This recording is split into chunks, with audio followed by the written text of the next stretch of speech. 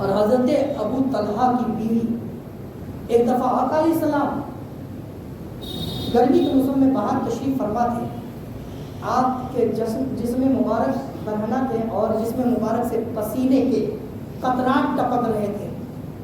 اور حضرت ابو طلحہ کی بیوی نے دیکھا کہ نبی مکرم صلی اللہ علیہ وسلم کے جسم مبارک سے پسینے ٹپک رہے ہیں. فوراً گھر گئی, شیشی لی, شیشی لے کر کے آئی اور آپ جسم مبارک سے وہ پسینے مبارک کو اٹھا کر کے شیشی میں کر رہی ہے. سبحان اللہ, سبحان اللہ. آج یہ بدبودار کا کوئی بدبودار پسینہ لے, 2 دن آئے تو نہیں نہائے تو بیوی گھر میں انٹری نہیں دے گی. بچے کہیں گے ابا بہت سڑے مہکتے ہو, دوست کہے گا یار کتنے دن سے نہیں نہایا ہے. کہیں پارٹی میں جاؤ تو دور سے کہیں گے ٹھیک ہے کل ملیں گے, آپ سے آج فرصت نہیں.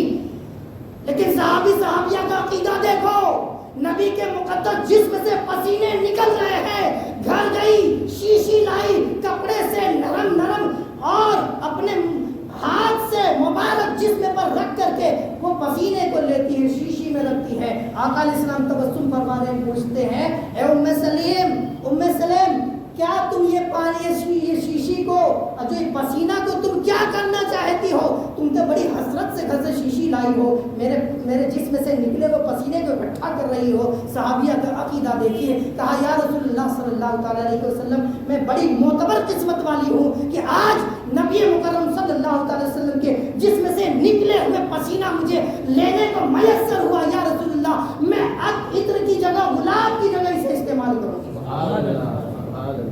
عطر گلاب کی جگہ میں اسے استعمال کروں گی. اور آج تمہارا بھی پسینہ کوئی لے کے گیا ہے, پھر کبھی کہتے ہو نبی ہماری طرح. میں اس چیز کو اس لیے بار بار صاف کر رہا ہوں کہ ہم سنی صحیح العقیدہ ہی رہے, کسی بد عقیدہ کے چکر میں نہ آئے. اور بد عقیدہ کے بارے میں, بد عمل بد عقیدہ کے بارے میں اللہ کے نبی ارشاد فرماتے ہیں وہ جہنمی کے کتے ہیں.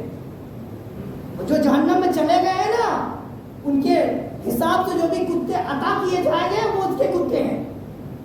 بد عقیدہ کے چکر میں نہ پڑنا, بد عقیدہ کی بات نہ سننا, کیونکہ یہ تمہیں ہجرا سے, نیاز سے, سلام سے, قیام سے, سب کچھ سے روکیں گے, لیکن اپنے آپ جا کر کے مندر کے سامنے بھٹک پڑیں گے, مورتی کے سامنے. میں نے دیکھا بھی تو وہاں پر کیا یہ شرک نہیں ہے, یہ بھولا شرک ہے, انسان مشرک ہو جاتا ہے.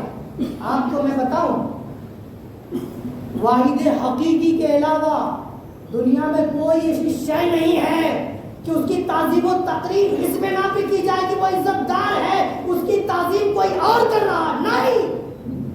یہ صرف اور صرف اگر تعظیم و تقریم کے لائق, عبادت کے حقدار, عبادت کا مستحق کوئی ہے تو فقط واحد قہار ہے, اللہ رب العزت. اب کسی کے پیشوا کو, وہ جہنمی پیشوا ہے, اس کے پیشوا کو تم تعظیم سے, ہم سلام پڑھیں تو پاؤں میں درد ہونے لگے, کہتے ہیں بڑا لمبا سلام کر دیتے ہیں, سلام پڑھتے ہیں نبی سلام کہاں بھی لکھا ہوا ہے, ہم تو نماز میں پڑھ لیتے ہیں. اسی لیے ہم دونوں ڈبل سلام پڑھتے ہیں. ہم ڈبل اسی لیے سلام پڑھتے ہیں کہ تم اگر نماز میں سلام پڑھتے ہو, رب نے کہا نہیں یہ سلام مجھے پسند نہیں, تو کیا کرو گے؟ ہم نماز میں بیٹھ کر کے بھی سلام پڑھتے ہیں, مطلقاً ہم بیٹھ کر کے بھی سلام پڑھتے ہیں, کھڑے ہو کر کے بھی سلام پڑھتے ہیں. اگر رب نے فرما دیا کہ نماز کا سلام نہیں, تو یا اللہ ہم نے تیرے محبوب کی بارگاہ میں کھڑا ہو کر کے بھی سلام پڑھا. یہ تو ہونا ہے, بیٹھ کر کے نہیں تو ہم کھڑے ہو کر کے. اگر یہ کہتے کھڑا ہو کر کے نہیں, تعظیماً بیٹھ کر کے, تو ہم نے بیٹھ کر کے بھی پڑھا. دونوں طرف سے ہے, دونوں طرف سے ہے. تو پتہ یہ چلا سلاموں سے الجھے, قیاموں سے الجھے, تیرے کھائے تیرے غلاموں سے الجھے, ہم ان کر عجیب کھانے گرانے والے. سلاموں سے الجھے, قیاموں سے الجھے, تیرے کھائے تیرے غلاموں سے الجھے, ہم ان کر عجیب کھانے گرانے والے. تو بات یہی تک نہیں ہے. اگر بات جتنی بھی کہی جائے اور کہی جائے تو کم نہیں ہے, کیونکہ آج کا جو ماحول اور معاشرہ اتنی تیزی کے ساتھ گمراہی اور ضلالت کی طرف بڑھ رہا ہے کہ ہمیں اپنے آپ کو روکنا بہت ضروری ہے.